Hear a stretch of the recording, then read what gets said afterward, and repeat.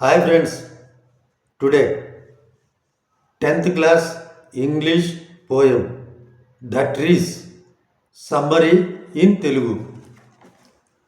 ఒకప్పుడు మహిళలను వంటింటి కుందేళ్లుగా చూసేవారు. వాళ్లకు ఎటువంటి స్వాతంత్ర్యం ఉండేది కాదు. వాళ్ళు తమ ప్రతిభను చూపడానికి, సమాజ సేవ చేయడానికి అవకాశం ఉండేది కాదు. ఆ సమయంలో కవయిత్రి ఆడవాళ్ళ గురించి డైరెక్ట్గా రాయకుండా చెట్లను ఉపయోగించి ఈ కవిత రాశారు. మానవుడు అడవిని నామరూపాలు లేకుండా చేశాడు. వాటి ద్వారా వచ్చే కలపను తన స్వార్థానికి ఉపయోగించాడు. అడవిలో పక్షులు నివసించడానికి చెట్లు లేవు. కీటకాలు నివసించడానికి ఆకులు లేవు. ఎండ నుండి సేద తీరడానికి నీడ లేదు. ఇక్కడ రచయిత ఇంట్లో ఉండే డెకరేటివ్ మొక్కలు, కుండీ మొక్కలు, వరండాలలో ఉండే చెట్లు స్వాతంత్ర్యం పోయినట్లు బాధపడుతున్నాయి. వాటికి సరైన సూర్యరశ్మి, ప్రకృతిలోని స్వచ్ఛమైన గాలి అందడం లేదు. అవి స్వేచ్ఛగా పెరగడానికి సరైనంత ప్లేస్ లేదు. ఇండ్లలోని మొక్కలన్నీ కూడబలుక్కొని ఇంటి నుండి తప్పించుకొని అడవిలోకి, తమ నిజమైన ప్లేస్లోకి పోవాలని నిశ్చయించుకుంటాయి.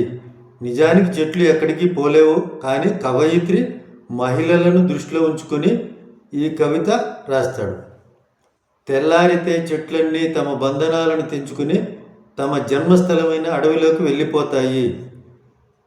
చెట్లు రాత్రంతా తమ వేళ్లను పెకలించుకొని భూమిలో నుంచి తమ వేళ్లను రూట్స్ను పెకలించుకొని వెళ్ళడానికి తీవ్రంగా శ్రమిస్తున్నాయి.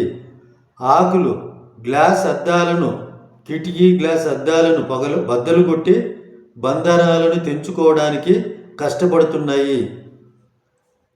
మొగ్గలు కూడా తమ శక్తినంతా కూడదీసుకొని గట్టిగా మారి బంధనాలను తెంచుకోవడానికి ప్రయత్నిస్తున్నాయి. కొమ్మలు రూఫ్ కింద ఉండే కొమ్మలు ఎదగలేక వంగిపోయి ఉన్నాయి. అవి కూడా రూఫ్ను బద్దలు కొట్టి బయలుదేరడానికి సిద్ధంగా ఉన్నాయి. రచయిత ఇదంతా గమనించినా పెద్దగా పట్టించుకోకుండా పెద్ద పోయమ్స్ రాస్తూ బిజీగా ఉంటుంది. ఆ మొక్కలు తప్పించుకోవడానికి చేసే శబ్దాలు రచయిత చెవుల్లో వినబడుతున్నాయి. సడన్గా అద్దాలు పగిలిపోయాయి. రూఫ్ కూలిపోయింది.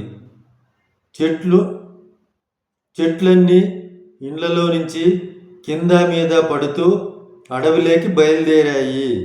అవి వెళ్ళడాన్ని రచయిత ఎలా వర్ణిస్తుందంటే, చాలా కాలం హాస్పిటల్లో ఉన్న ఒక పేషెంట్ డిశ్చార్జ్ అయితే ఎలా తడబడుతూ నడుస్తూ వెళతాడో, ఈ విధంగా చెట్లు కింద మీద పడుతూ బయలుదేరుతున్నాయని చెప్తాడు. ఎందుకంటే అవి ఇంతకాలం బందీలుగా ఉండి శక్తి నశించిపోయి ఉన్నాయి. ఇంతకాలం బందీగా ఉండి శక్తి నశించి ఉన్నట్లు తూలుతూ బయలుదేరాయి.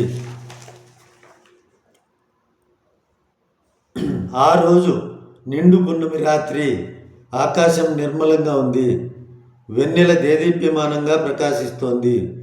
చెట్లను ఆహ్వానించడానికా అన్నట్లు గాలి బలంగా వీస్తోంది. చెట్ల కొమ్మలకు ఆవల ఉన్న చంద్రుడు పగిలిపోయిన అద్దంలా కనిపిస్తాడు. ఒక పొడవాటి చెట్టుకు కిరీటంలా చంద్రుడు కనిపిస్తాడు. చెట్లన్నీ మళ్ళీ తమ స్వస్థలాలకు వెళ్ళిపోయాయి.